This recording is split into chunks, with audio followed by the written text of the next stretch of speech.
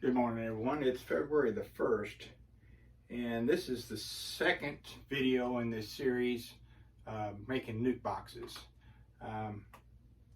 Back on January 18th, my cousin and I cut up the plywood sheets to make up the pieces for the nuke boxes. Here is the fronts of the boxes. I marked the entrance. I still got to cut the entrance in these before I can start assembling. I've marked the entrance on these. These are the backs. These are the cleats for the top. These are the cleats for the frame rest. These are the sides, and half of this stack is the tops and half of this stack is the bottoms. And I'll show you those as I start assembling the hives. But first I've got to cut this entrance in this hive, and as you can see, I've got it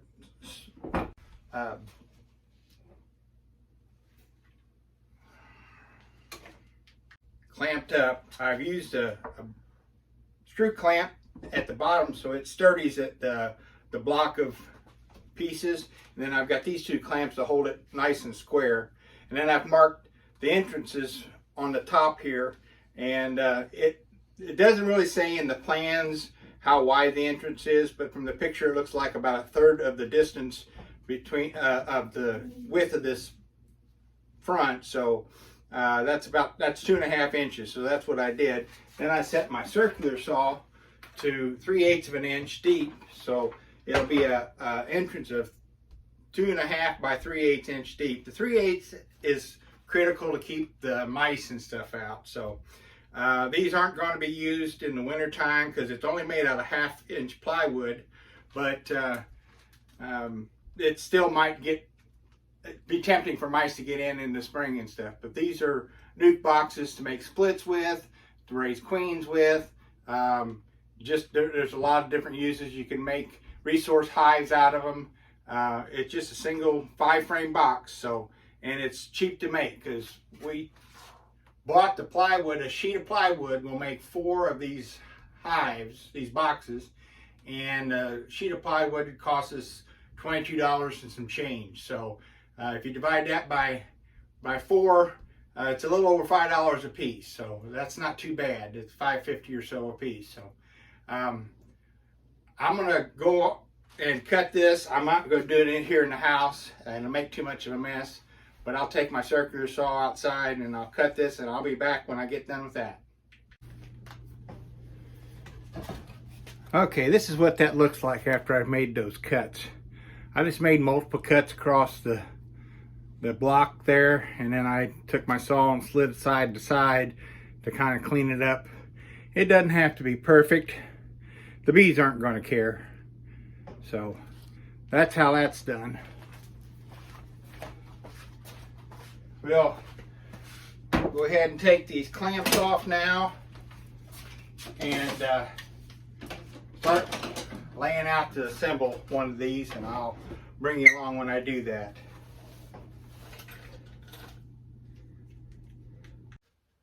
So there is a lot of ways, I didn't mention earlier, there's a lot of ways you can make this entrance. You can cut it with a circular saw like I did. You can cut it with a router. You can cut it with a table saw. I only have 8 of them to do. I was able to put them in one big block and cut them all at once.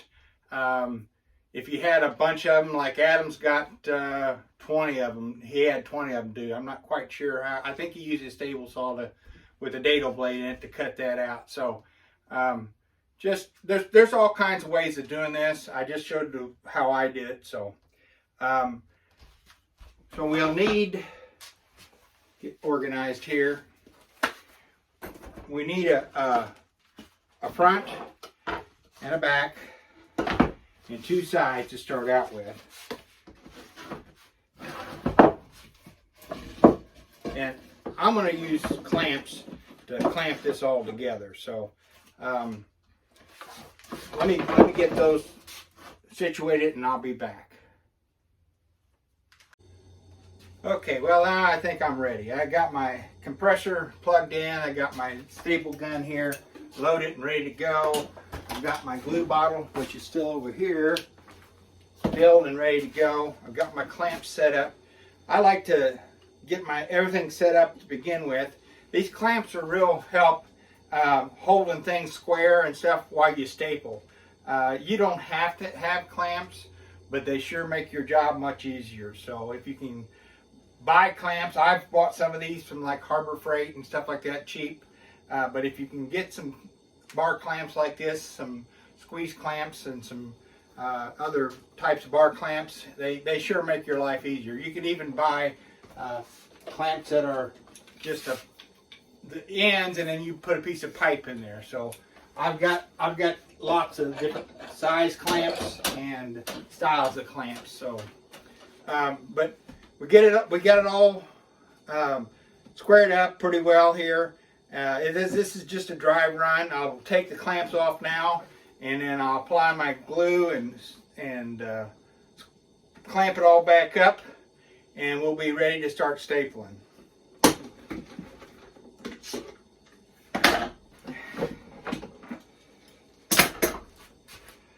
Another thing I want to mention, you want to make sure that your front and back is even with the one side of the sides, because that forms where your frame rest is going to be up here, and you'll see that later on. And then your bottom goes underneath to hold it all together.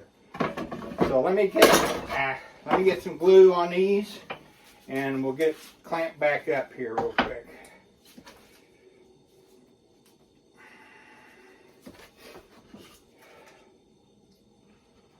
And don't be sparing on the glue. Put plenty of glue on it. I'm using Type Bond 3 wood glue, which is, I overdid it there a little bit, but which is a waterproof glue that you can use for outside use. These are made of, like I said earlier, 1/2-inch plywood.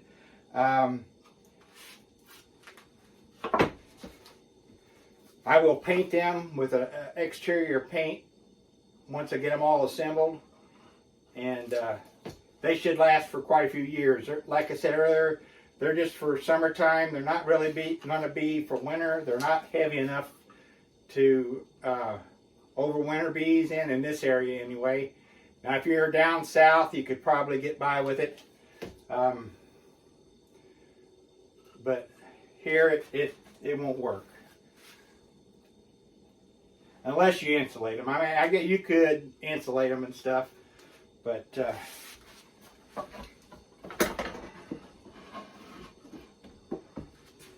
and make sure your interest is down. Well,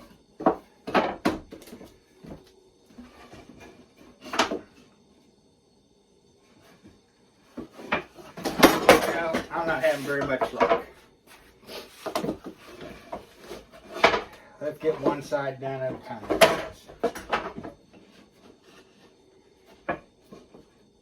These squeeze clamps are handy because you can put them on.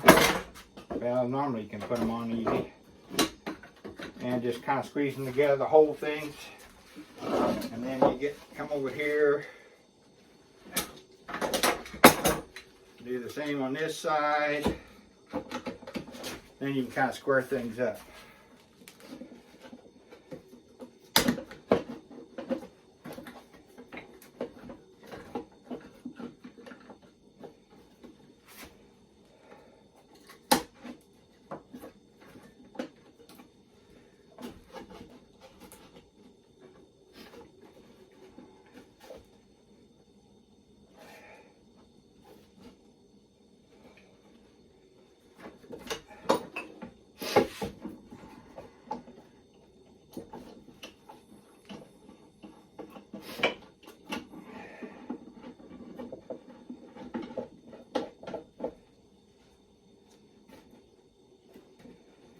And you want these flush here.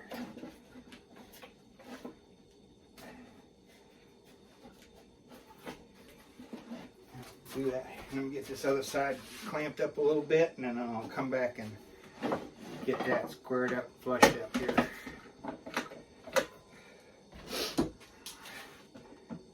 Sometimes it takes a little practice to get this make this process smooth.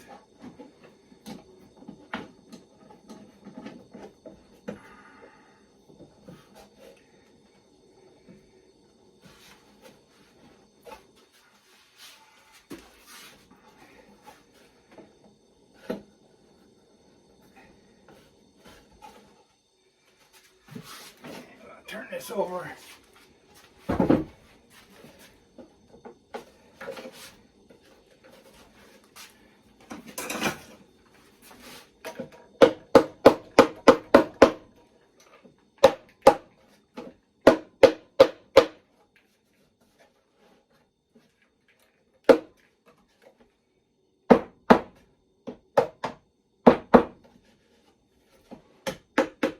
This plywood has a tendency to warp a little bit. This thinner plywood like this.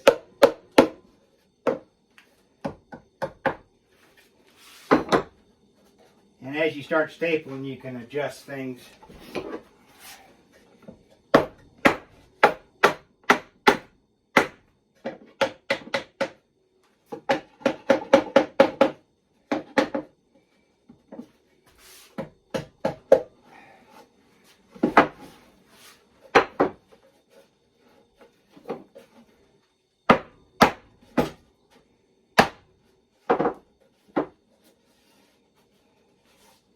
Okay, I'm using 1-inch staples on this. The plywood's 1/2 inch, so 1-inch staples should be plenty.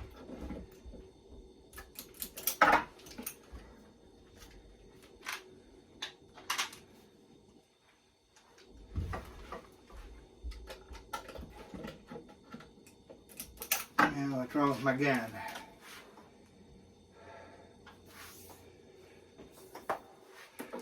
Maybe I don't have my pressure up. I'll be back in just a moment. Well, I had the pressure turned off to the tool, so.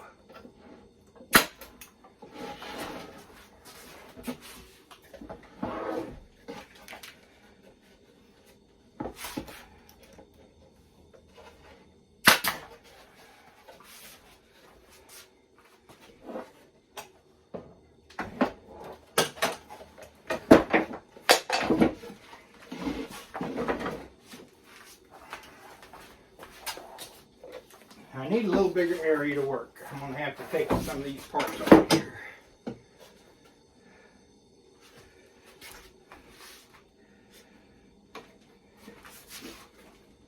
Okay, take this clamp off, get it out of the way so I can adjust this a little easier here.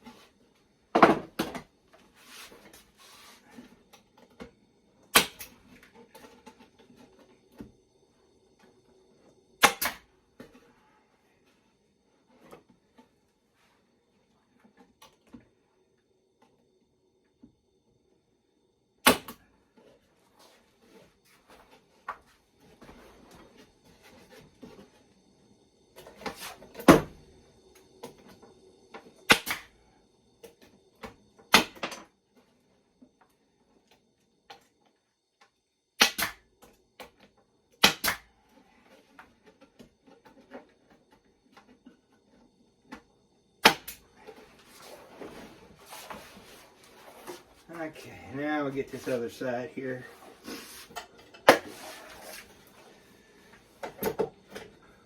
For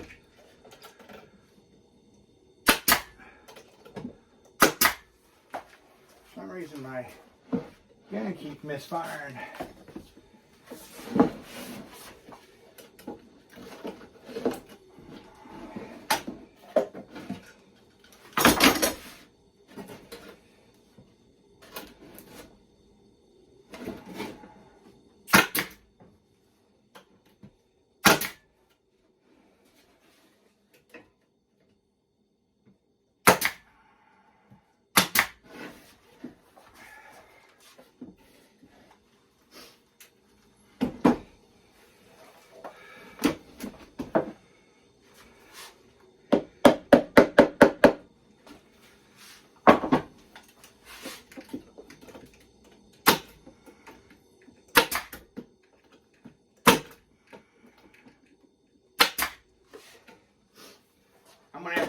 gun. Okay, I'm back. My gun, the pressure wasn't turned up enough. So now we've got this put together. You can see there's going to be the frame rest and the entrance down there. And we get the bottom on, and there's the other frame rest. So the way this goes together, these pieces of board cover the end here, which I'll show you whenever and that makes your frame rest in there. So, but first we'll put the bottoms on. I'm going to make some room here so I don't have so much in my way, and I'll be back. Okay, we're back. Now it's time to put the bottom on. This is up, so we're on the right side. I've made the mistake of putting them in the wrong place before and I have to take them apart. Not really paying it close enough attention. We'll put a bead of glue all the way around this.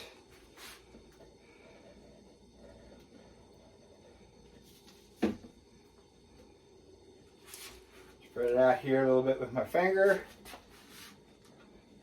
Like I said, don't be sparing on the glue. Put plenty of glue on them.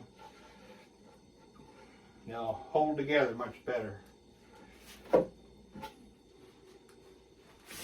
Okay, we'll put the bottom on here. We'll line it up with the back even, and either side. Now these bottoms are just a little bit wide, which doesn't hurt. Just kind of split the difference on the width on it.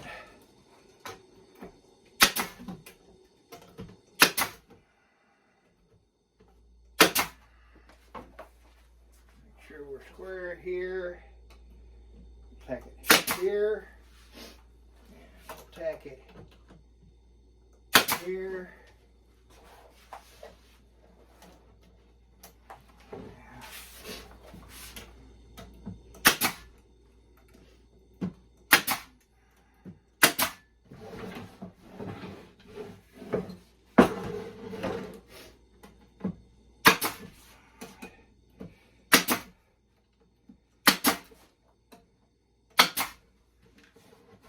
Glue there, I'll wipe that on there, not going to hurt, help seal it up a little bit. Okay, so now you see how the entrance is formed. Now it's time to put the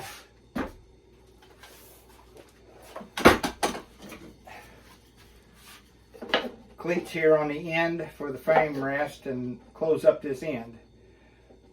So it's best to put a little glue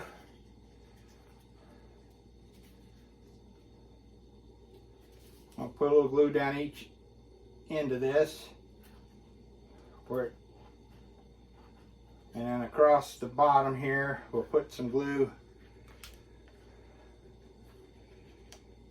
Hold that. Put it on here, kind of hold it square. These are a little long, which isn't going to hurt, but you want it flush with the top.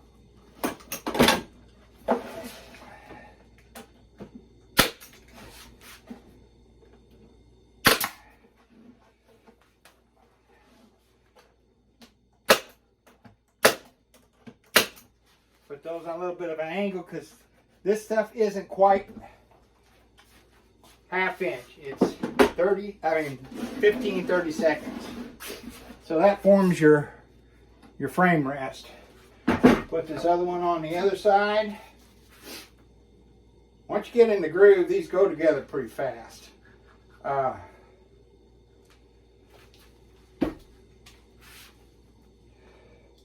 It's just getting set up and getting things the way you need it.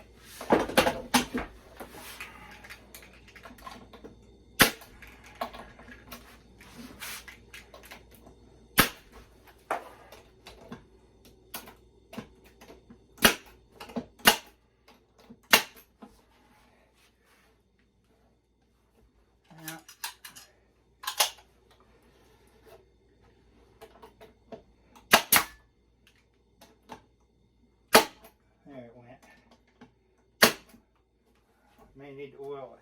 Now a couple of those come through, I'll just hammer those over a little bit. Okay, let me go get a couple of frames and I'll be right back. Okay, I'm back.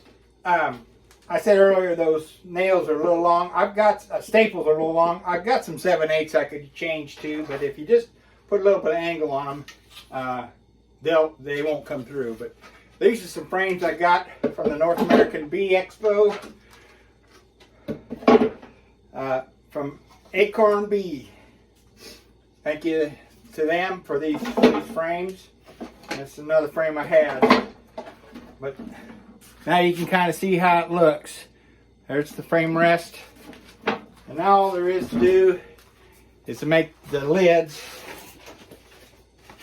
the covers. And that's just a flat piece of plywood with 2 cleats glued underneath like this. These cleats are a little long. We didn't cut them to the right length. We cut them long whenever Adam and I cut them out. So I've got to cut those off. But basically you just glue and staple those there. And I'll use the 7/8 so they don't come through on this one. And that's your lid. Adam did also take a piece of 1x cleats similar to something like this, 1x an inch and a half, and he glued and stapled, which I will probably do the same to the top for the full length of the top anyway, to keep it from warping up, and that'll keep the lid flat, and you won't have any space beneath your lids here, and that'll help keep your lids flat. And you'll need to make sure you do that before you paint them, because you want to staple and glue that and then paint over the top of the whole thing. And that's what they look like. I'll put a link to the pattern that I've got from Beesource in the description. And if you're needing some Nucs, or everybody needs Nucs, let's put it that way. Not if, you need Nucs. Instead of going out and buying them, if you're a little handy with a saw and nail gun and stuff like that, you can build your own Nucs. Like I said, this one cost about $5.50 for this box, and there's still lots of extra pieces left from the plywood sheet that I cut these out of. So I've got 7 more of these to do, and I may tack on what they look like at the end before I paint them. So till we see you out the bee yard, happy beekeeping, and thanks for watching.